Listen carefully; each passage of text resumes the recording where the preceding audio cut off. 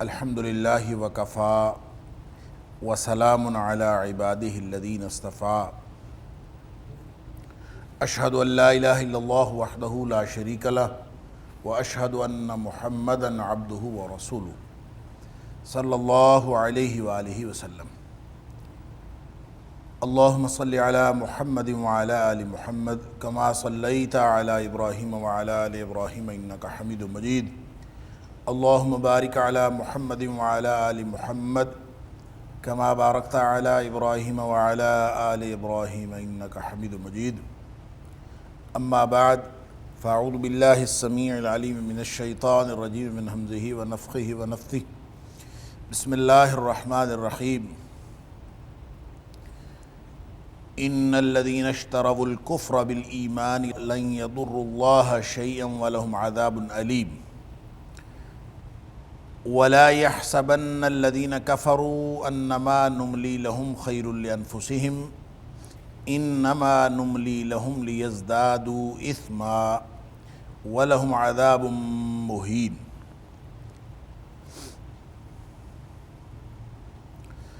بے شک وہ لوگ جنہوں نے ایمان کے بدلے میں کفر کو خرید لیا، لن یضر اللہ شیئا، وہ اللہ کا کچھ بھی نہیں نقصان کر سکتے، وَلَهُمْ عَذَابٌ علیم، اور ان کے لیے دردناک عذاب ہے۔ وَلَا يَحْسَبَنَّ الَّذِينَ كَفَرُوا أَنَّمَا نُمْلِي لَهُمْ خَيْرٌ لِأَنفُسِهِمْ، اور جو کافر ہیں وہ اپنے لیے اس بات کو یہ نہ سمجھیں کہ ان کے لیے بہتر ہے جو ہم ان کو مہلت دے رہے ہیں، انما نملی لہم، جو ہم ان کو مہلت دے رہے ہیں، خیر لانفسہم، کہ یہ ان کے لیے بہتر ہے، وہ کبھی بھی اس کو بہتر نہ سمجھیں۔ انما نملی لہم لیزدادوا اثما، ہم تو ان کو مہلت اس لیے دے رہے ہیں تاکہ وہ اپنے گناہوں میں اور اضافہ کر لیں۔ وَلَهُمْ عَذَابٌ مُهِينٌ، اور ان کے لیے رسوا کن عذاب ہے۔ اس سورہ آل عمران کی آیت نمبر 177 اور 178، یہاں سے ہم آج کے سبق کا آغاز کر رہے ہیں، اور ان دونوں آیات کا اپنے مضمون کے اعتبار سے اس سے ماقبل آیت یعنی آیت نمبر 176 جس کا ہم مطالعہ کر چکے ہیں اسی کے ساتھ تعلق ہے،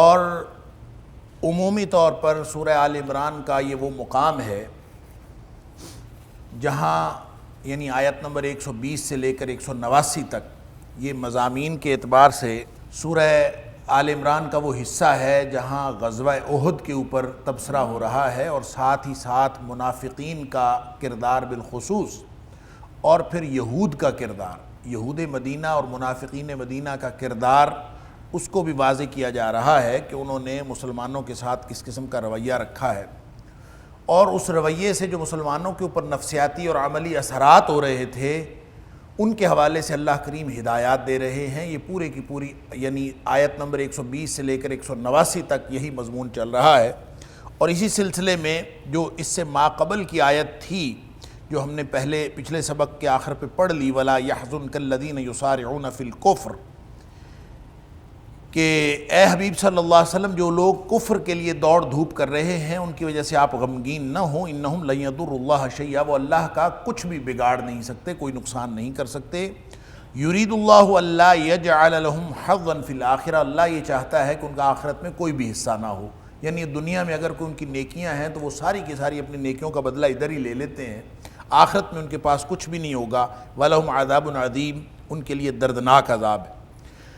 اس آیت میں آیت نمبر 176 میں فرمایا ان کے لیے بڑا عذاب ہے، عذاب عظیم، بڑا عذاب ہے۔ اگلی آیت آیت نمبر 177 میں فرمایا وَلَهُمْ عَذَابٌ عَلِيمٌ، ان کے لیے دردناک عذاب ہے، اور اس سے اگلی آیت آیت نمبر 178 میں فرمایا وَلَهُمْ عَذَابٌ مُهِينٌ، ان کے لیے رسوا کن عذاب۔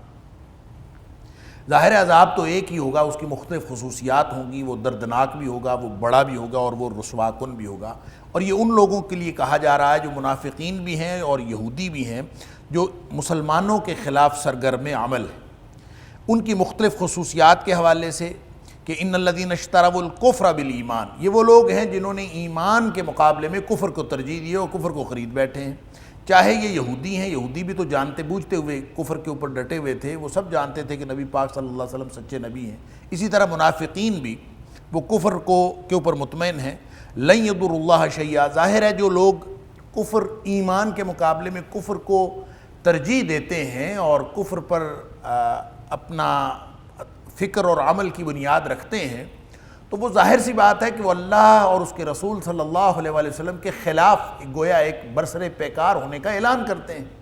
تو جب اللہ اور اس کے رسول صلی اللہ علیہ وسلم کے خلاف برسر پیکار ہونے کا اعلان کرتے ہیں تو پھر ظاہر ہے کسی نہ کسی کا نقصان تو ہوگا۔ جب دو فریق آپس میں لڑتے ہیں تو ایک دوسرے کا نقصان کرتے ہیں، تو ان کا اگر یہ خیال ہے کہ وہ اللہ کا کچھ بگاڑ سکتے ہیں تو اللہ کا وہ کچھ بھی نہیں بگاڑ سکتے۔ اسی طرح اصل بات یہ ہے کہ اللہ کا کچھ بگاڑنا یا نہ بگاڑنا، اس کا تو کوئی سوال ہی پیدا نہیں ہوتا۔ بتانے کا مقصد یہ ہے اور اس آیت کا مقصد یہ ہے کہ جو اللہ والے ہیں ان کا بھی کچھ نہیں بگاڑ سکتے۔ لن یضر اللہ شیئا، اس لیے کہ من کان للہ کان اللہ لہ، جو اللہ کا ہو جاتا ہے اللہ اس کا ہو جاتا ہے۔ تو جو اللہ والے ہوتے ہیں، یہ جنگ تو ازل سے جاری ہے اور یہ اب تک جاری رہے گی، اور جو اللہ والے ہوتے ہیں دشمنان اسلام، وہ چاہے منافقین میں سے ہوں یا کسی بھی قبیل سے ہوں، وہ کبھی بھی اللہ والوں کا کچھ بھی نہیں بگاڑ سکتے۔ لن یضر اللہ شیئا، ان کا کوئی نقصان نہیں کر سکتے۔ وَلَهُمْ عَذَابٌ علیم، اور ان کے لیے دردناک عذاب ہے۔ کیا مطلب؟ الٹا ان کا نقصان ہوگا۔ اب ظاہر ہے دو فریق جب ہم برسرے پیکار ہوں گے تو ایک کا نقصان تو ہوگا، تو نقصان ان کا ہوگا۔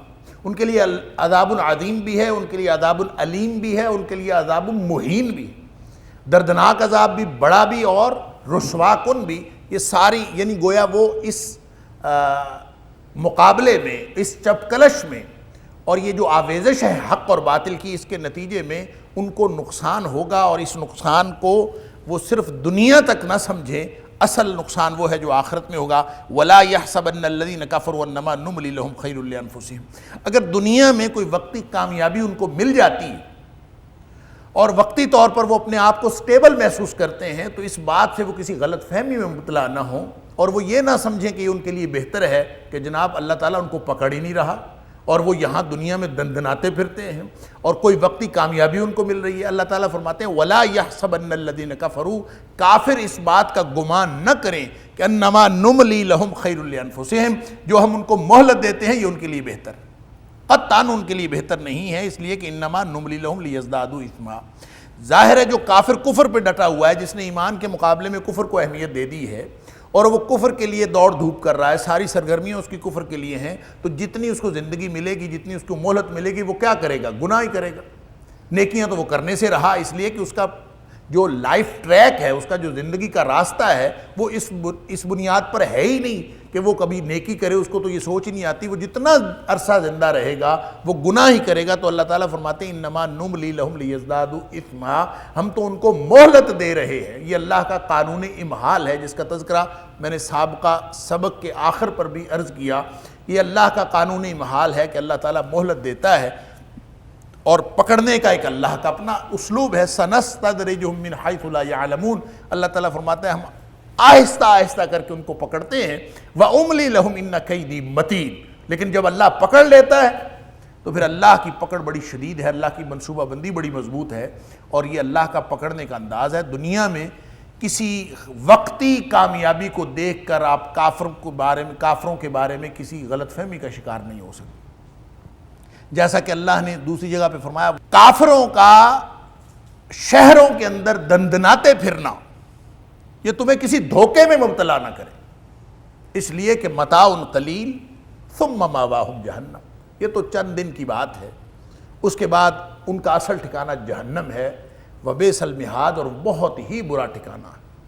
یہاں پہ اللہ تعالیٰ فرماتا ہے گناہ بڑھتے جائیں گے۔ ظاہر ہے جتنی عمر زیادہ ہوگی، جتنی مہلت زیادہ ملے گی کفار کو، اتنا زیادہ گناہ کریں گے، اتنا زیادہ عذاب بڑھے گا۔ تو یہ وہ سمجھ رہے ہیں کہ ان کے لیے بہتر ہے، حقیقت میں ان کے لیے اور زیادہ برا ہے۔ جتنا کافر جلدی مر جائے اس کو فائدہ ہے کیونکہ اس کے گناہ کم ہے، مومن جتنا دیر جتنی اس کو زندگی ملے مومن اس میں نیکیوں میں اضافہ کرتا جاتا ہے۔ اس لیے نبی اکرم صلی اللہ علیہ وسلم نے وہ جو دعا سکھائی ہے نا وہ ہمیشہ ذہن میں رہنی چاہیے، اور صبح و شام کے اذکار میں ہمیں وہ دعا پڑھنی چاہیے۔ نبی کریم صلی اللہ علیہ وسلم بڑی جامع دعا ہے، کئی دفعہ اس کا تذکرہ ہوا۔ نبی کریم صلی اللہ علیہ وسلم فرمایا اللہم اصلح لی دینی الذی هو عصمت امری واصلح لی دنیای التی فیہا معاشی واصلح لی آخرتی التی فیہا معادی واجعل الحیات زیادتا لی فی کل خیر واجعل الموت راحتا لی من کل شر۔ اللہ میرا دین اچھا کر دے، میرے دین کو ٹھیک کر دے، جو میرا اصل معاملے کا تحفظ ہے، میری ساری پروٹیکشن تو میرے دین کی وجہ سے، اور میری دنیا بھی اچھی کر دی جس میں مجھے رہنا ہے، اور میری آخرت بھی اچھی کر دے جس میں مجھے لوٹ کر جانا ہے۔ وَجَعَلِ الْحَيَاةَ زِيَادَةً لِّي فِي كُلِّ خَيْرٍ، اللہ میری زندگی ایسی بنا دے کہ ہر لمحہ خیر میں اضافے کا باعث ہو، گناہ میں اضافے کا باعث نہ ہو، خیر میں اضافے کا باعث۔ وَجَعَلِ الْمَوْتَ رَاحَةً لِّي مِن كُلِّ شَرٍ، اور اللہ موت میری ایسے بنا جو ہر قسم کے شر سے میرے لیے راحت کا سامان بن جائے۔ اللہ اکبر۔ تو یہ جو مہلت کفار کو ملتی، مومن کو جو مہلت ملتی ہے تو وہ اس کے لیے خیر میں اضافے کا باعث بنتی ہے، کافر کو جو مہلت ملتی ہے تو وہ اس کے لیے گناہ میں اضافے کا باعث بنتی ہے۔ اس لیے اللہ تعالیٰ فرماتا ہے کافروں کو ملی ہوئی جو مہلت ہے اس کو وہ اپنے لیے اچھا خیال نہ کریں، یہ تو ان کو معلوم ہی نہیں ہے۔ سورہ مومنون میں فرمایا بل لا یشعرون، ان کو معلوم ہی نہیں ہے، ان کو یہ نہیں پتا کہ ہم ان کے لیے کوئی اچھائی تھوڑی لائیں گے، نسارع لہم فی الخیرات، کیا ہم ان کے لیے بھلائیاں زیادہ کریں گے، جبکہ وہ تو اپنے کرتوت جو ہیں وہ کفر والے کر رہے ہیں، تو ان کے لیے بھلائیاں تو زیادہ نہیں ہوں گی۔ اللہ اکبر۔ ما کان اللہ لیذر المؤمنین علی ما انتم علیہ حتی یمیز الخبیث من الطیب وما کان اللہ لیطلعکم علی الغیب ولکن اللہ یجتبی من رسلہ من یشاء فآمنوا باللہ ورسلہ وَإِن تُؤْمِنُوا وَتَتَّقُوا فَلَكُمْ أَجْرٌ عَظِيمٌ۔ اور اللہ تعالیٰ ایسا نہیں ہے لِيَذَرَ الْمُؤْمِنِينَ کہ مومنوں کو چھوڑ دے عَلَى مَا أَنْتُمْ عَلَيْهِ، جس حالت میں تم تھے یا جس حالت پر تم ہو اسی پر چھوڑ دے۔ اللہ تعالیٰ ایسے کیسے چھوڑے؟ حَتَّى يَمِيزَ الْخَبِيثَ مِنَ الطَّيِّبِ، اس وقت تک اللہ تعالیٰ نہیں چھوڑ سکتا جب تک اللہ تعالیٰ ناپاک اور پاک کو الگ الگ ممتاز نہ کر دے، اس میں فرق نہ کر، تمیز نہ ہو جائے۔ حتیٰ یمیز الخبیث من الطیب، اور جب تک یہ نہ ہو جائے، علیحدہ علیحدہ نہ کرے اللہ تعالیٰ، اس وقت تک اللہ ایسے نہیں چھوڑ سکتا۔ یہ غزوہ احد کے اوپر تبصرہ ہو رہا ہے کہ اگر تمہیں مصیبتیں نہ آئیں، اگر احد جیسی ہزیمتیں نہ اٹھانی پڑیں، اگر اس طرح کی آزمائشیں تمہارے اوپر نہ آئیں، تو کیسے پتہ چلے گا کہ منافق کون ہے؟ اور منافق پہلی دفعہ جو کھل کے سامنے آئے تھے وہ غزوہ احد کے موقع پر آئے تھے، یعنی الگ ہو گئے 300 لوگ، اور عبداللہ بن ابی لے کے الگ ہو گیا۔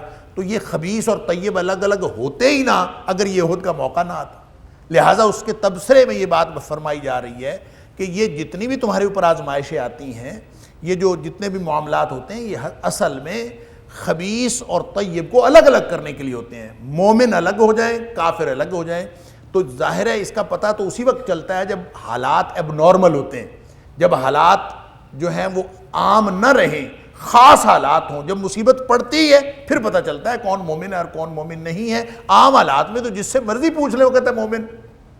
اگر یہ خصوصی حالات نہ ہوتے، اگر جنگ کی اس طرح سے بادل نہ منڈلاتے اور یہ خطرہ نہ ہوتا، کفار اس طرح سے نہ آتے، دیکھیں ساری قدرت اللہ تعالیٰ کے پاس ہے، واللہ علی کل شیء قدیر، ہر طاقت اللہ کے پاس ہے۔ اللہ چاہتا تو ابو سفیان کے اس لشکر کو جو احد کے موقع پر آیا تھا، اس لشکر کو اللہ تعالیٰ راستے میں تباہ و برباد کر دیتا، اللہ تعالیٰ کر سکتا تھا۔ اللہ تعالیٰ کفار کو یہ طاقت ہی نہ دے کہ مسلمانوں کے خلاف برسر پیکار ہو جائیں، اللہ چاہے تو خود مٹا سکتا ہے ان کو، لیکن اللہ تعالیٰ نہیں مٹاتا۔ اللہ تعالیٰ کا ایک قانون ہے امتحان کا، آزمائش کا، لہذا فرمایا کہ اللہ تعالیٰ نے ایسے چھوڑنا ہی نہیں تھا، آزمائش کرنی تھی تاکہ مومن اور کافر الگ الگ ہو جائیں۔ اس کے دو ہی طریقے ہیں۔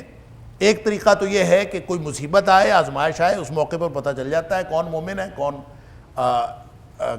کافر ہے یا منافق ہے۔ عام حالات میں نہیں پتہ چلتا، خاص حالات میں پتہ چلتا۔ اللہ اکبر۔ اس کا مطلب ہے عام حالات میں اپنے آپ کو مومن کہنے والے کتنے ہی لوگ ہوتے ہیں جو اپنے آپ کو عام حالات میں مومن کہتے ہیں، لیکن جب آزمائش پڑتی ہے نا تو اس وقت اصل میں ایمان کا امتحان ہو رہا ہوتا ہے۔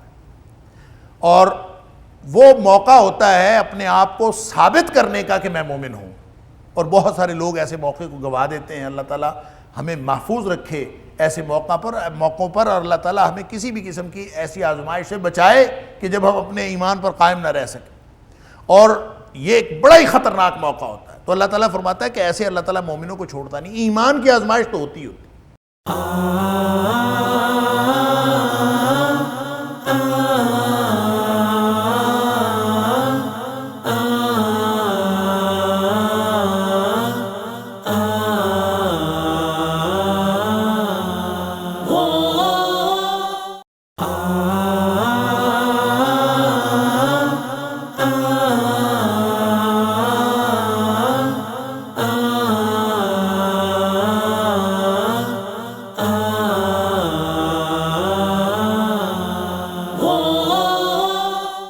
یہ ہو ہی نہیں سکتا کہ مومن ہو اور اس کی آزمائش نہ ہو۔ البتہ آزمائش کے طریقہ کار مختلف ہوتے ہیں مختلف حالات میں، اور ہر وقت ہر لمحہ لائن اپ ہو رہا ہے۔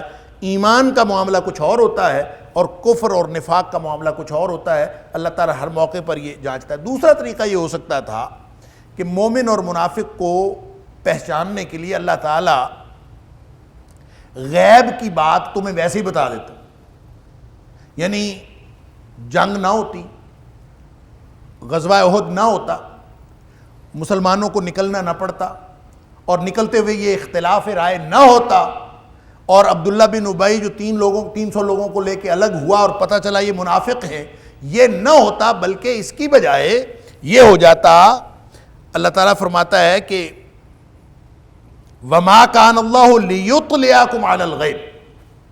دوسری بات یہ ہو سکتی تھی کہ اللہ تعالیٰ غیب کی بات تمہیں ویسے ہی بتا دیتا، وہی آ جاتی کہ یہ 300 بندے منافق ہیں، 1000 میں سے یہ 300 منافق ہیں، اور یہ 700 جو یہ ٹھیک لوگ ہیں، یہ غیب کی بات بتا دی جاتی۔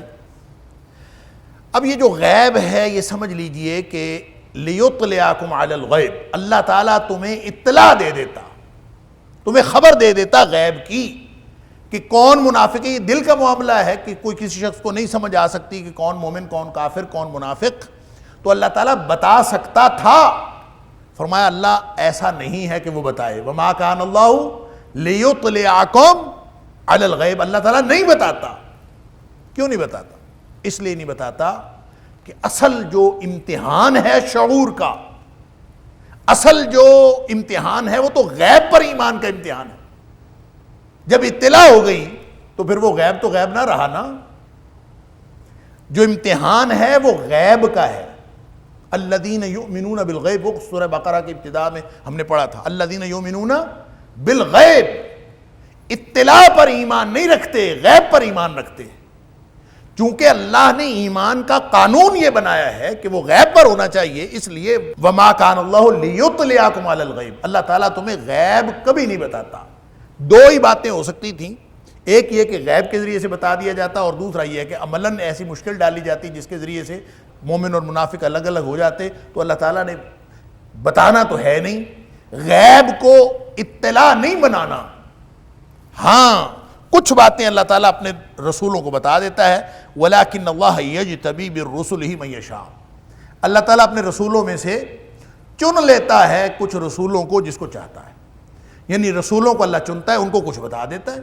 اور یہ ہو سکتا تھا کہ نبی کریم صلی اللہ علیہ وسلم کو بتا دیا جاتا کہ یہ مومن ہے، یہ کافر ہیں، اور نبی کریم صلی اللہ علیہ وسلم کو بعض موقعوں پہ بتایا بھی گیا۔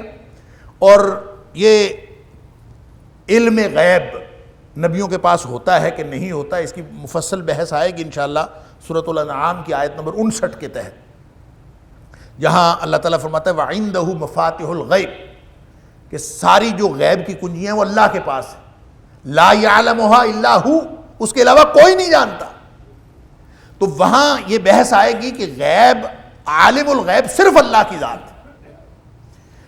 البتہ اللہ تعالیٰ اپنے نبیوں کو جب چاہتا ہے کچھ بتا دیتا ہے، لہٰذا یہ جو اعتقادی منافق کا معاملہ ہے یہ تو سوائے نبی کے اور کوئی نہیں جان سکتا۔ ہم کسی کو یہ نہیں کہہ سکتے کہ تم اعتقادی منافق ہو، اس لیے کہ ہم جان ہی نہیں سکتے۔ البتہ کچھ نشانیاں بتا دی ہیں عملی منافق کی، کہ اربع من کن فیہ کان منافقا خالصا، جو 4 نشانیاں جس میں ہوگی پکا منافق، اور یہ عملی منافق ہے۔ اور اعتقادی منافق کے بارے میں ایک تو نبی کریم صلی اللہ علیہ وسلم کو اس دور میں بتایا گیا، عبداللہ بن ابی کے بارے میں بتایا گیا اور لوگوں کے بارے میں بتایا گیا۔ اور ایک دفعہ جب نبی پاک صلی اللہ علیہ وسلم ایک غزوے سے واپس تشریف لا رہے تھے اور آپ کے ساتھ حضرت حذیفہ رضی اللہ تعالی عنہ تھے، تو اس وقت بھی نبی کریم صلی اللہ علیہ وسلم کو بتایا گیا۔ نبی کریم صلی اللہ علیہ وسلم کو منافقوں کے 10 12 15 منافق جنہوں نے سازش کی تھی نبی کریم صلی اللہ علیہ وسلم کو، آپ کو بتایا گیا، لیکن نبی کریم صلی اللہ علیہ وسلم نے وہ نام کسی کو اور کو نہیں بتائے، صرف اس ایک صحابی کو بتایا اور اس کو بھی منع کر دیا کہ کسی اور کو نہیں بتانا، اور انہوں نے پھر نہیں بتایا کسی کو۔ البتہ حضرت عمر فاروق رضی اللہ تعالیٰ عنہ، اللہ اکبر، ان سے پوچھا کرتے تھے کہ کہیں میرا نام تو ان میں نہیں ہے۔ یعنی اس طرح کی یہ وہ راز ہیں جو اللہ تعالیٰ بتا دیتا، اور وہ اللہ تعالیٰ نے اپنے نبی کو بتا دیا۔ وَلَٰكِنَّ اللَّهَ يَجْتَبِي مِن رُّسُلِهِ عَلَىٰ مَن يَشَاءُ، وہ جب چاہتا ہے، جتنا چاہتا ہے وہ بتا دیتا ہے۔ یعقوب علیہ السلام کتنا عرصہ روتے رہے، یوسف علیہ السلام کا کچھ پتہ نہیں چلا، حالانکہ قریب کنعان کے کنویں میں پڑے ہوئے تھے، وہاں سے چلے گئے، مصر پہنچ گئے، بڑے ہو گئے، اور اتنا عرصہ یعقوب علیہ السلام جو اللہ کے رسول تھے روتے رہے، لیکن ایک دم جب قمیص چلی ہے مصر سے تو خوشبو آنی شروع ہو گئی۔ جب پورے یوسف علیہ السلام پڑے ہوئے تھے تو خوشبو نہیں آئی، اب خوشبو آنی شروع ہو گئی کہ وہ وہاں سے چلے، خوشبو آ گئی ہے۔ اب یہ ہے وہ بات، وَلَٰكِنَّ اللَّهَ يَجْتَبِي مِن رُّسُلِهِ مَن يَشَاءُ، اللہ تعالیٰ اپنے رسولوں میں سے جس کو چاہتا ہے چن لیتا ہے، اس کو بتا دیتا ہے، اور جتنا بتانا ہوتا ہے اتنا بتا دیتا ہے۔ اصل علم اللہ کے پاس ہے، وہ صرف رسولوں کو بتاتا ہے، ساری دنیا کے غیب کو اطلاع میں شامل نہیں کرتا، اس لیے کہ ایمان کا اصول یہ ہے کہ الذین یؤمنون بالغیب۔ فآمنوا باللہ ورسلہ، غیب کی طرف تم دھیان نہ دو، اور اس بات کی طرف سوچنے کی کوئی ضرورت نہیں ہے کہ کون مومن ہے کون منافق ہے، ہمیں پتہ چل جائے۔ علامہ قرطبی نے لکھا ہے کہ یہ منافقین مدینہ اور قریش مکہ دونوں اعتراض کیا کرتے تھے نبی اکرم صلی اللہ علیہ وسلم پر کہ یہ اگر اللہ کا سچا نبی ہے تو اس کو کیوں نہیں اس کا اللہ بتا دیتا کہ کون مومن ہے اور کون کافر ہے اور کون منافق ہے۔ یہ مدینہ کے منافق بھی اعتراض کرتے تھے کہ نفاق کے بارے میں اگر یہ اللہ کا سچا نبی ہے تو اس کو نفاق کے بارے میں اطلاع کیوں نہیں ہو جاتی، کیوں نہیں اللہ بتا دیتا۔ اور اسی طرح جو قریش مکہ بھی کہا کرتے تھے کہ مومن اور کافر کے بارے میں نبی کریم صلی اللہ علیہ وسلم کو ڈائریکٹ اطلاع کیوں نہیں آ جاتی۔ تو یہ علامہ قرطبی کہتے ہیں کہ ان کے اس شبہ کا ازالہ یہاں پہ کیا گیا ہے کہ اللہ تعالیٰ جتنا بتاتا ہے جب چاہتا ہے اپنے نبیوں کو بتا دیتا ہے، البتہ تمہارے لیے یہ تمہارا ایریا ہی نہیں ہے، یہ تمہارا کام ہی نہیں ہے کہ تم اس طرف بیٹھے رہو اور سوچتے رہو کہ اللہ بتاتا ہے کہ نہیں بتاتا، کیوں بتاتا ہے کیوں نہیں بتاتا، کتنا بتاتا ہے کتنا نہیں بتاتا، یہ تمہارا ایریا نہیں ہے بات کرنے کا۔ تم کیا کرو، فآمنوا باللہ ورسولہ، تمہارا کام صرف یہ ہے کہ تم اللہ اور اس کے رسول صلی اللہ علیہ وسلم پر ایمان لے آؤ، اور باقی باتوں کو تم چھوڑ دو۔ وَإِن تُؤْمِنُوا وَتَتَّقُوا فَلَكُمْ أَجْرٌ عَظِيمٌ، اگر یہ روش تم اختیار کرو گے تقوی کی اور ایمان کی، اللہ اکبر، یہ ایمان اور تقوی اکثر جگہوں پہ اکٹھا آیا ہے قرآن پاک میں، کم از کم 4 مقامات ایسے ہیں جس میں ایمان اور تقوی، وَلَوْ أَنَّ أَهْلَ الْقُرَىٰ آمَنُوا وَاتَّقَوْا، اگر بستیوں کے لوگ ایمان لائیں اور تقوی کی روش اختیار کریں، گویا ایمان اور تقوی ساتھ ساتھ۔ اور ایمان کیا ہوتا ہے اور تقوی کیا ہوتا ہے، اس کی ساری تفصیلات ذکر ہو چکی۔ اس کے صرف باہمی تعلق کے حوالے سے عرض کرنا چاہتا ہوں ایک نکتہ، کہ ایمان اور تقوی یوں سمجھ لیجئے کہ ایک ہی چیز ہے، صرف سطح کا فرق ہے۔ یعنی ایمان ابتدا ہے اور تقوی انتہا ہے، اور جب ایمان سے انسان تقوی کی منزل کی طرف چل پڑتا ہے تو راستے میں سارا تقوی ہی ہے، اس کی سطح مختلف ہے۔ ایمان مان لینے کا نام ہے اور مان کے اس رستے پر چل پڑنے کا نام ہے۔ جب انسان چل پڑتا ہے تو وہ متقی ہوتا ہے۔ کس رستے پر چلتا ہے؟ اللہ کی ناراضگی سے بچنے کا رستہ، اللہ کی رضامندی حاصل کرنے کا رستہ۔ ہر وہ شخص جس کی زندگی کا ترجیحی نقطہ یہ بن جائے کہ میں نے ہر لمحہ اللہ کی ناراضگی سے بچنا ہے، اور کوئی گناہ نہیں کرنا، اور اللہ کی رضامندی حاصل کرنی ہے، ہر نیکی کرنے کی کوشش کرنی ہے۔ جس کا زندگی کا منہج یہ طے پا جائے وہ متقی ہوتا ہے، اور یہ طے اس کا پاتا ہے جس کے اندر ایمان ہوتا ہے، جو مان لیتا ہے اللہ کی باتیں، اللہ کے رسول صلی اللہ علیہ وسلم کی باتیں۔ لہٰذا ان کا آپس میں یہ باہمی تعلق ہے کہ ایمان ابتدا ہے، تقوی انتہا ہے، لیکن یہ سارا سفر ایمان اور تقوی کا اکٹھے چلتا ہے، سطح کا فرق ہے۔ یعنی ایمان اور تقوی شروع میں بھی ہوگا، ایمان اور تقوی آخر پہ بھی ہوگا، کہیں زیادہ ہوگا کہیں کم ہوگا، اور اس کو زیادہ کرنے کا طریقہ وہ جو نبی کریم صلی اللہ علیہ وسلم کے سارے فرامین ہیں، یہ پوری شریعت جو ہے، پورا دین اسلام جس کو ہم کہتے ہیں، یہ پورا کا پورا طریقہ ہے ایمان اور تقوی کو بڑھانے کا۔ روزہ رکھو لعلکم تتقون، ان الصلاۃ تنہی عن الفحشاء والمنکر، یہ برائیوں سے روکنے کی چیز نماز ہے۔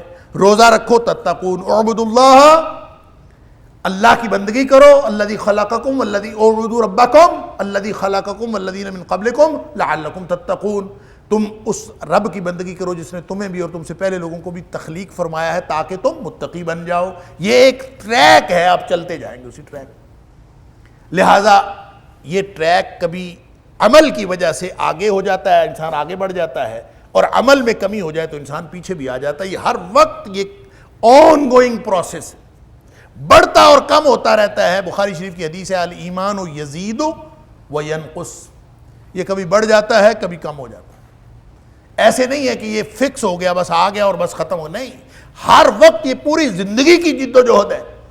ایک نیک عمل کیا یہ بڑھ گیا، ایک برائی کی کم ہو گیا، ہر وقت بڑھتا رہتا ہے۔ اور جو نبی کریم صلی اللہ علیہ وسلم نے فرمایا لا یسرق السارق حین یسرق وہو مومن ولا یزنی الزانی حین یزنی وہو مومن، جب کوئی بدکار بدکاری کرتا ہے تو اس کے دل میں رتی بھر ایمان نہیں ہوتا، اور جب کوئی چور چوری کرتا ہے تو اس کے دل میں رتی بھر ایمان نہیں ہوتا۔ گویا ایمان بڑھتا اور کم ہوتا ہے اعمال کے ساتھ۔ لہٰذا کوئی شخص جو ہے وہ اس ٹریک پر چل پڑے گا جو اللہ کی ناراضگی سے بچنے کا، اللہ کی رضامندی حاصل کرنے کا ٹریک ہے، تو وہ متقی ہے، اور اس کی بنیاد ایمان کے علاوہ اور کسی چیز پر رکھی نہیں جا سکتی۔ اور ایمان کیا ہے؟ اللہ اور اس کے رسول صلی اللہ علیہ وسلم کی ہر بات مان لینا۔ اس لیے فرمایا وَإِن تُؤْمِنُوا وَتَتَّقُوا، اگر تم اللہ اور اس کے رسول صلی اللہ علیہ وسلم کی ہر بات مان کر اس ترجیحی منہج پر زندگی گزارو گے فَلَكُمْ أَجْرٌ عَظِيمٌ، تو تمہارے لیے بڑا اجر ہے۔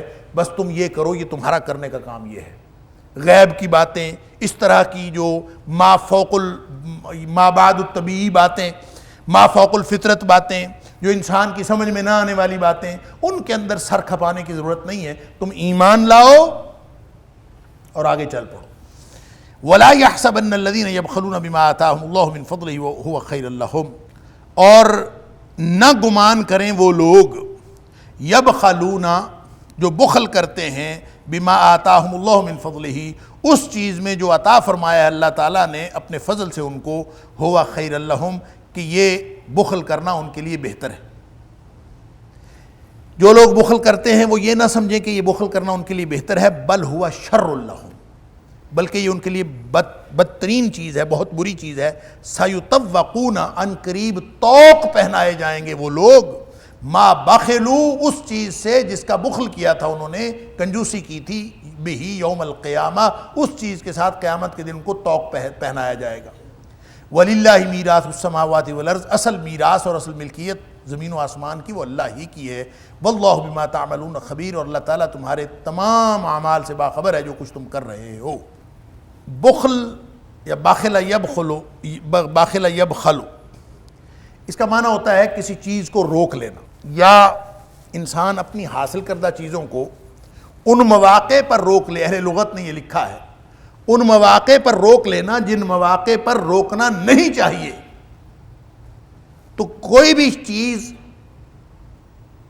اللہ کی عطا کردہ، ہر چیز ہی اللہ کی عطا کردہ ہے، اس کو جب آپ روکتے ہیں تو یہ بخل ہے، اور یہ انفاق کی ضد ہے۔ اصل میں انفاق کا مطلب ہوتا ہے خرچ کرنا، بخل کا مطلب ہوتا ہے روک لینا۔ لہذا کسی بھی چیز کو جب آپ روک لیں،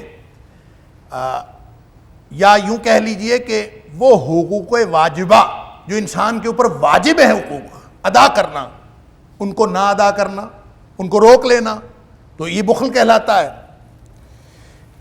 اور عام طور پہ ہم یہ سمجھتے ہیں کہ یہ مال میں ہوتا ہے بخل، یہ صرف مال میں نہیں ہوتا، ہر وہ چیز جو لگانی اور خرچ کرنی ضروری ہے، جو ہمارے ذمے ہے کہ اس کو خرچ کرو، چاہے وہ علم ہو، چاہے وہ وقت ہو، چاہے وہ آپ کی صلاحیت ہو، جب اس میں سے آپ کوئی بھی چیز روک لیں، اور چاہے مال ہو، جب آپ اس کو روکتے ہیں تو یہ بخل ہے۔ تو اللہ تعالیٰ فرماتا ہے جو بھی روک کے رکھتا ہے نا، اس کے ساتھ دو لفظ اور سمجھ لیجئے، ایک لفظ ہے شح، بخل کے ساتھ جو قرآن میں استعمال ہوا ہے کہ وَمَن يُوقَ شُحَّ نَفْسِهِ فَأُولَٰئِكَ هُمُ الْمُفْلِحُونَ، دو جگہ پہ آیا مَن يُوقَ شُحَّ نَفْسِهِ، سورہ تغابن میں اور سورہ حشر۔ اسی طرح سورہ نساء کے اندر وَأُحْضِرَتِ الْأَنفُسُ الشُّحَّ، کہ اللہ نے نفسوں کے اندر شح رکھی ہے۔ اب شح کا معنی بھی بخیلی کرتے ہیں لوگ، کنجوسی کرتے ہیں، اور بخل کا معنی بھی کنجوسی ہے۔ ان دونوں کا فرق سمجھ لیجئے۔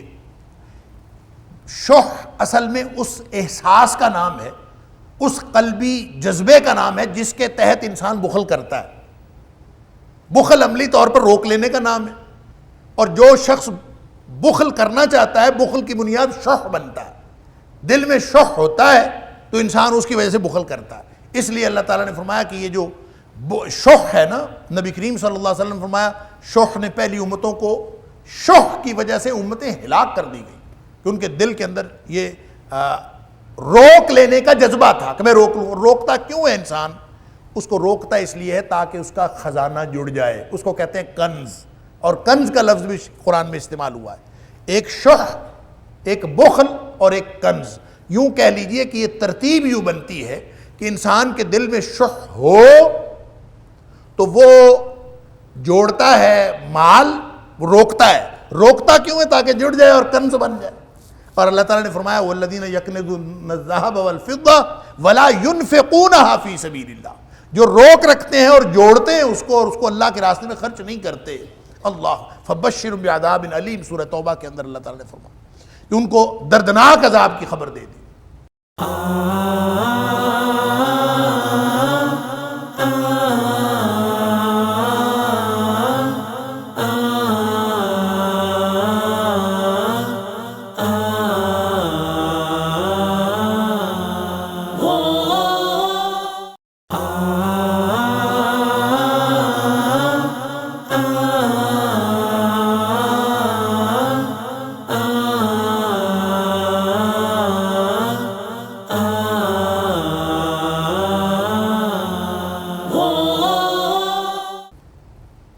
اب یہ شح ہو یا بخل ہو یا کنز ہو، بنیادی طور پر یہ ایک ہی عمل کے 3 مراحل ہیں۔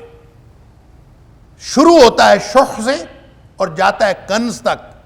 شح ہوگی تو وہ بھی برباد کر دے گی، اور کنز ہوگا، اگر بخل ہوگا تو اللہ تعالیٰ فرما رہا ہے کہ قیامت کے دن جو بھی بخل کرے گا، روکے گا مال کو، حتیٰ کہ زکوٰۃ بھی نہیں دیتے، جیسا کہ نبی کریم صلی اللہ علیہ وسلم نے فرمایا جس کو اللہ تعالیٰ نے مال دیا ہو، بخاری شریف کی حدیث ہے، جس کو اللہ تعالیٰ نے من آتاہ المال، جس کو اللہ تعالیٰ نے مال دیا ہو لیکن وہ مال کو ولم یؤدی زکاتہ ہو، اس کی زکوٰۃ بھی نہیں دیتا، اس کو اللہ کے راستے میں ویسے خرچ کرنا تو دور کی بات ہے، زکوٰۃ بھی نہیں دیتا، تو فرمایا کہ قیامت کے دن اللہ تعالیٰ اس کے مال کو ایک زہریلے سانپ کی شکل دے دے گا، اور وہ سانپ کی شکل میں ممثل ہو کے آئے گا، اور آ کے اس کے گردن کے گرد ایک توق کی شکل میں، اس کی گردن کے گرد یعنی توق کی شکل میں وہ لپٹ جائے گا، اور پھر اس کی باچھوں کو پکڑ کے یاخذ بلحظمتیہ، اس کی باچھوں کو اور دونوں جبڑوں کو یوں پکڑے گا اور اس کو کہے گا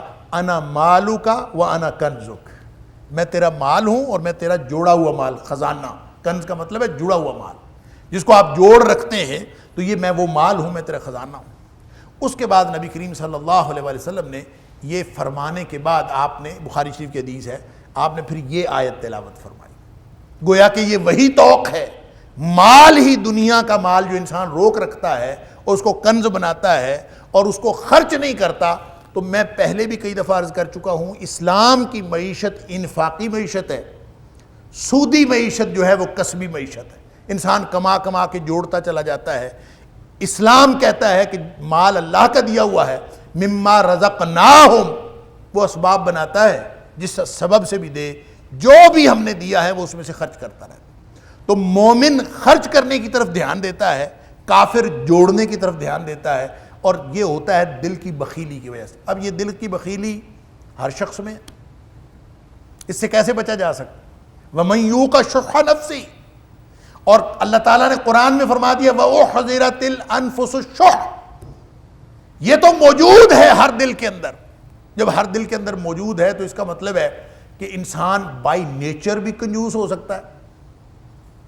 وہ جو حدیث ہے نا، نبی پاک صلی اللہ علیہ وسلم سے پوچھا گیا تھا اَيَكُونَ الْمُؤْمِنُ بَخِيلًا، اللہ کے رسول مومن بخیل ہو سکتا ہے، کنجوس ہو سکتا ہے؟ آپ نے فرمایا نام ہو سکتا ہے۔ یعنی کسی کی طبیعت اللہ نے بہت خرچ کرنے والی بنائی ہوتی ہے، کسی کو اللہ تعالیٰ نے کوئی زیادہ خرچ کرنے والا نہیں بنایا ہوتا، اس کی طبیعت ایسی ہوتی۔ تو اگر طبیعت ایسی ہو جائے تو کیا پھر وہ بھی طوق پہنایا جائے گا؟ نعوذ باللہ من ذالک۔ اور پھر رہ گئی دل کی جو شح ہے، شح نفس، انسان کے دل میں لالچ تو آ ہی جاتا ہے، ہر شخص کے دل میں لالچ آ جاتا ہے، اور قرآن بتا رہا ہے کہ ہر نفس کے اندر شح رکھی ہے اللہ نے، ہر نفس کے اندر یہ جذبہ موجود ہے۔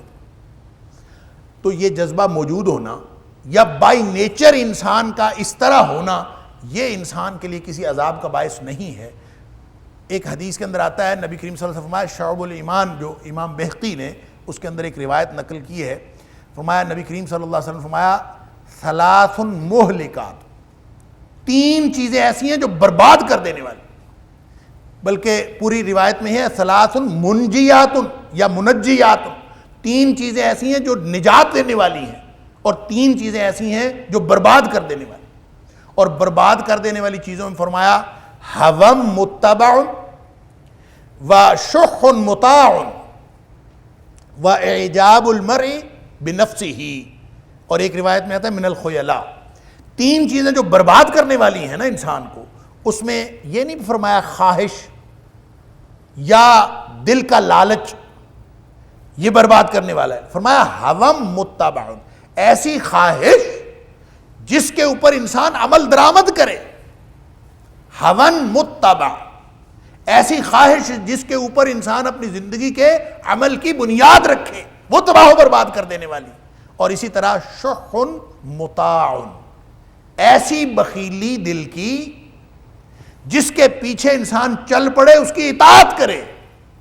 اس کا مطلب یہ ہوا کہ ہر شخص کے دل میں اپنے لیے لالچ آتا ہے، لالچ آنا یہ ایک نیچرل بات ہے، یہ قدرتی بات ہے، ہر شخص کے دل میں لالچ آتا ہے، لیکن اس لالچ کی وجہ سے انسان اپنا طرز عمل تبدیل کر لے، اس لالچ کی وجہ سے انسان اپنی زندگی کا ایک طریقہ کار طے کر لے، یہ ہے غلط۔ لہذا جو برباد کرنے والی چیز ہے وہ حوم متبع، وہ خواہش جس کے انسان پیچھے چلے، وشح مطاع، اور دوسری وہ چیز ایسی شح جس کی انسان اطاعت کرے۔ اگر اطاعت نہ کرے اس کا مطلب ہے تو وہ احضرت الانفس الشح جو فرمایا کہ ہر دل کے اندر لالچ ہوتا ہے، وہ لالچ ہونا یہ کسی عذاب کا باعث نہیں، البتہ اس لالچ کے پیچھے چلنا یہ عذاب کا باعث ہے۔ پیچھے چلے گا تو پھر وہ بخل ہوگا، پھر جب بخل کرے گا تو کنز بنائے گا، کنز بنائے گا تو بخل ہوگا تو طوق ہوگا قیامت والے دن، اور اگر کنز ہوگا تو اس کے بارے میں قرآن نے فرمایا سورہ توبہ کے اندر کہ جو لوگ جوڑ کے رکھتے ہیں قیامت والے دن وہی مال اس کا جہنم کی آگ میں دہکا کے اس کے جسم کے اوپر داغا جائے۔ اللہ اکبر۔ لہذا گنجائش کیا رہ جاتی؟ گنجائش صرف یہ رہ جاتی ہے کہ انسان مال کو روک کے نہ رکھے۔ اگر روک کے رکھنا ہے، یعنی بخل کا معنی ہے روکنا، اگر روک کے رکھا ہے کسی اور مقصد کے لیے، کسی اچھے مقصد کے لیے روک کے رکھا ہے تو پھر روکنا بھی ثواب ہو سکتا ہے، لیکن اگر روکنے کی بنیاد شح ہے نا، مال روکنے کی بنیاد اگر شح ہوگی تو پھر انسان پکڑا جائے گا۔ اگر شح کی بنیاد پر مال نہیں روکا جا رہا تو پھر کوئی حرج نہیں ہے۔ نبی کریم صلی اللہ علیہ وسلم کی اس حدیث کا بھی یہی مطلب ہے کہ اَيَكُونَ الْمُؤْمِنُ بَخِيلًا، کہ مومن کنجوس ہو سکتا ہے، ہاں نیچرلی انسان فطری طور پر کوئی کسی شخص کے اندر کنجوسی ہو تو وہ ہو سکتا ہے، لیکن وہ اپنی شوق کی بنیاد پر اس کو روکے، یہ ہے عذاب کا باعث۔ لہٰذا اللہ تعالیٰ فرماتا ہے وَلَا يَحْسَبَنَّ الَّذِينَ يَبْخَلُونَ بِمَا آتَاهُمُ اللَّهُ مِنْ فَضْلِهِ۔ اب اس آیت کو پڑھیں گے تو بات اور زیادہ سمجھ میں آئے گی۔ اللہ تعالیٰ ہم سب کو سمجھ بھی اور عمل کی توفیق عطا فرمائے۔ وَلَا يَحْسَبَنَّ الَّذِينَ يَبْخَلُونَ بِمَا آتَاهُمُ اللَّهُ مِنْ فَضْلِهِ، ہرگز گمان نہ کریں وہ لوگ جو بخل کرتے ہیں، یعنی اللہ کا مال روک رکھتے ہیں، بما آتاہم اللہ من فضل، اللہ نے اپنے فضل سے عطا فرمایا ہے۔ حکم کیا تھا؟ وَمِمَّا رَزَقْنَاهُمْ يُنْفِقُونَ، حکم یہ تھا۔ یہ کیا کرتے ہیں؟ بما آتاہم اللہ من فضلہ، اللہ نے اپنے فضل سے عطا فرمایا اس کو روک رکھتے ہیں۔ فرمایا یہ ہرگز یہ نہ سمجھیں کہ ہوا خیر لہم، یہ ان کے لیے بہتر ہے، بل ہوا شر لہم، یہ ان کے لیے بہت ہی برا۔ سیطوقون ما بخلوا بہ یوم القیامہ، قیامت کے دن ان کا طوق پہنایا جائے گا ان کے گلے میں۔ وللہ میراث السماوات والارض، مال انسان کماتا ہے، جوڑتا ہے، اور جوڑ کے اپنے ورثاء کے لیے چھوڑ کے چلا جاتا ہے۔ یعنی جتنا بھی انسان پراپرٹی بنا لے، جب وہ مرتا ہے تو وہ پیچھے والوں کے کام آتا ہے۔ اللہ اکبر۔ غالباً حضرت مقاتل بن سلیمان رحمۃ اللہ علیہ تابعی ہیں، غالباً ان کی بات، ان سے خلیفہ ابو جعفر منصور نے پوچھا کہ مجھے کوئی نصیحت کیجیے۔ ابو جعفر منصور جو عباسی خلیفہ ہے دوسرا، اس نے پوچھا مجھے کوئی نصیحت کیجیے، تو انہوں نے نصیحت یہ کی کہ انہوں نے کہا کہ کبھی مال نہ جوڑنا۔ نصیحت یہ کی مال نہ جوڑنا، یعنی کنز بنانے کی ضرورت نہیں۔ اور پھر اس کی وضاحت یہ کی کہ میں نے عبد الملک بن سلیمان کو دیکھا، اور دوسرا میں نے عمر بن عبدالعزیز کو دیکھا۔ عبد الملک بن سلیمان جو تھا وہ اپنے بچوں کے لیے جو چھوڑ کے مرا، تو اس کے ایک ایک بچے کو 10 لاکھ درہم آئے، اور جب حضرت عمر بن عبدالعزیز فوت ہوئے تو حضرت عمر بن عبدالعزیز کے بچوں کو ٹوٹل 18 درہم تھے یا 18 دینار تھے جو باقی بچے تھے، ان میں سے بھی 9 دینار ان کی تجہیز و تکفین اور قبر کی جگہ لینے میں خرچ ہو گئے، اور باقی جو تھے ان کے بچوں میں تقسیم ہوئے۔ یعنی بالکل کچھ بھی نہیں چھوڑا، ترکہ تھا ہی کوئی نہیں گویا۔ ادھر ایک ایک بچے کے حصے میں 10 لاکھ آئے۔ تو وہ مقاتل کہتے ہیں ابو جعفر منصور کو کہ میں نے اپنی آنکھوں سے عبد الملک کے بیٹوں کو بھیک مانگتے دیکھا ہے، اور عمر بن عبدالعزیز کے ایک بیٹے کو ایک دن میں 100 گھوڑے صدقہ کرتے دیکھا۔ یہ اللہ کا کام ہے۔ آپ کون ہوتے ہیں اپنے ورثاء کے لیے چھوڑنے کے لیے؟ میں یہ کر لوں گا، میں اپنے بچوں کے لیے چھوڑ جاؤں، یہ کیا پلاننگ ہے؟ اللہ اکبر۔ وَلِلَّهِ مِيرَاثُ السَّمَاوَاتِ وَالْأَرْضِ، چھوڑو یا نہ چھوڑو اصل ملکیت تو اللہ کی ہے۔ اپنے ورثاء کے لیے چھوڑ جاؤ گے تو بھی اللہ کی ہے۔ اللہ کسی سے لے لے، اللہ کسی کو دے دے۔ اصل ملکیت زمین و آسمان، میراث کا مطلب ہوتا ہی اصل ملکیت ہے، اور اہل لغت نے لکھا ہے میراث وہ ملکیت ہوتی ہے جس کے اوپر انسان کو پورا حق حاصل ہو اور کوئی پابندی نہ ہو، اس کو میراث کہتے ہیں۔ تو اصل دنیا ساری میراث تو اللہ کی ہے، انسان کے اوپر تو پابندیاں ہیں۔ انسان وارث بنے بھی کسی چیز کا تو اس کے اوپر پابندیاں ہیں، خود مال کمائے بھی اس کے لیے مال کمانے کی پابندیاں، مال رکھنے کی پابندیاں، مال خرچ کرنے کی پابندی، ہر چیز کی پابندی، کسب مال کی بھی، صرف مال کی بھی۔ تو ساری پابندی، جس ہستی پر کوئی پابندی نہیں ہے وہ صرف اللہ کی ذات ہے، اس لیے فرمایا وَلِلَّهِ مِيرَاثُ السَّمَاوَاتِ وَالْأَرْضِ، اصل زمین و آسمان کی ملکیت تو اللہ کی ہے۔ تو جب اللہ کی ہی ملکیت ہے، تمہارا کچھ ہے ہی نہیں، تو یہ بخل کرنے کا فائدہ کیا ہے؟ یہ خواہ مخواہ اپنے آپ کو عذاب میں ڈالنے کا کیا فائدہ ہے؟ ہمیں یہ اعتبار تو ہوتا ہے کہ ہم جو جوڑ کے رکھیں گے نا، یہ کل کلاں کام آئے گا، اس بات پر اعتبار ہوتا ہے، اس پر اعتماد ہے۔ دیہات میں اکثر جو ذمہ دار جن کی یہ مقدمے بازی چل رہی ہوتی ہے نا دیہات میں، اور اصل ماحول جو دیہاتی ہے، وہ لوگ جوڑ کر رکھتے ہیں، کوئی مقدمہ ہی نہ پہ جائے، جوڑ کے رکھتے ہیں۔ کبھی کوئی مسئلہ ہوگا تو مطلب پیسے تو ہونا پاس، پھر ان کا اسی راستے میں ہی جاتا ہے جس راستے کے لیے انہوں نے جوڑ کے رکھا ہوتا ہے۔ اللہ اکبر، اس پر تو اعتماد ہے۔ اس اللہ پر اعتماد نہیں ہے جو آج دے رہا ہے وہ کل بھی دے دے گا، یا اللہ تعالیٰ وہ ضرورت ہی نہ ڈالے جس ضرورت کے لیے آپ رکھ رہے ہیں، آپ اللہ سے مانگیں۔ جب ہر چیز اللہ کی ہے تو کیا ضرورت ہے یہ جوڑ جوڑ کے رکھنے کی اور اپنی شوق کے پیچھے چلنے کی، شوق کی اطاعت کرنے کی، اور پھر بخل کے ذریعے کنز بنانے کی؟ یہ تینوں سطحوں کی ضرورت ہی نہیں ہے۔ اس کی طرف اگر انسان جائے گا تو پھر یہ توق بھی ہے، اور اگر کنز ہے تو پھر جہنم کا جو ایندھن بنے گا انسان اللہ تعالیٰ معاف فرمائے۔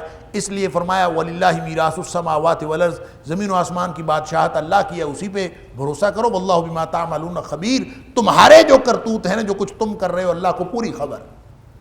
یعنی کہتے یہ ہو کہ میں اللہ پر ایمان رکھتا ہوں اور سارا طرز عمل ایسا ہے جو ایمان کے منافی ہے، کہتے یہ ہو کہ ہم سب اللہ پر ایمان رکھتے ہیں، لیکن پوری کی پوری قوموں کی پالیسی، پوری کی پوری معاشروں کی پالیسی، خاندانوں کی پالیسی، اور پھر انفرادی پالیسی، وہ ساری کی ساری اس ایمان کے منافی پالیسی۔ اگر ایمان اللہ پر ہے تو جو آج دے رہا ہے وہ کل بھی دے دے گا۔ میں نے یہ بات پہلے بھی آپ کے سامنے رکھی تھی کہ وہ بڑی خوبصورت بات ہے کہ حضرت حسن رضی اللہ تعالیٰ عنہ کو جب صلح ہو گئی امیر معاویہ رضی اللہ تعالیٰ عنہ کے ساتھ، تو وہ جو ملتا تھا نا وظیفہ، وہ جتنا وظیفہ ملتا تھا وہ سارا کا سارا خرچ کر دیتے تھے فوراً۔ امیر معاویہ رضی اللہ عنہ کو پتہ چلا کہ یہ سارا جو بھی ملتا ہے سارے خرچ کر دیتے، تو انہوں نے ان کو لکھ بھیجا لا خیر فی الاسراف۔ حضرت حسن کو امیر معاویہ رضی اللہ عنہ نے لکھ بھیجا لا خیر فی الاسراف، بھائی اتنا زیادہ تم ایک ہی دم دے دیتے ہو تو اسراف میں کوئی بھلائی نہیں ہے۔ تو امام حسن رضی اللہ تعالیٰ عنہ کے جواب میں اس فکرے کو لا خیر فی الاسراف کو الٹا کے لکھ دیا، جواب یہ دیا لا اسراف فی الخیر، خیر کے کاموں میں اسراف ہوتا ہی نہیں ہے، جتنا مرضی اللہ کے راستے میں خرچ کر دو اس کی کوئی حد ہے ہی نہیں، سارا بھی خرچ کر دو تو اس کی کیا حد ہے۔ لہٰذا جب اللہ پر ایمان ہے تو پھر ایسا ہی ایمان ہونا چاہیے۔ آپ پلاننگ کریں، زندگی کی مینجمنٹ سے اللہ نے نہیں روکا، تدبیر کریں، تدبیر توکل کے خلاف نہیں ہے۔ میری ان باتوں سے کوئی شخص یہ مطلب نہ لے، تدبیر توکل کا ذریعہ ہے۔ نبی کریم صلی اللہ علیہ وسلم نے پوچھا تھا نا کہ اونٹ کہاں چھوڑا، کہاں باندھا؟ اس نے کہا ویسے اللہ پہ توکل کر کے چھوڑ دیا۔ نبی کریم صلی اللہ علیہ وسلم نہیں، پہلے اس کا گھٹنا باندھو، عاقلھا یا اعقلھا ثم توکل، پہلے اس کو باندھو پھر اللہ پر توکل کرو۔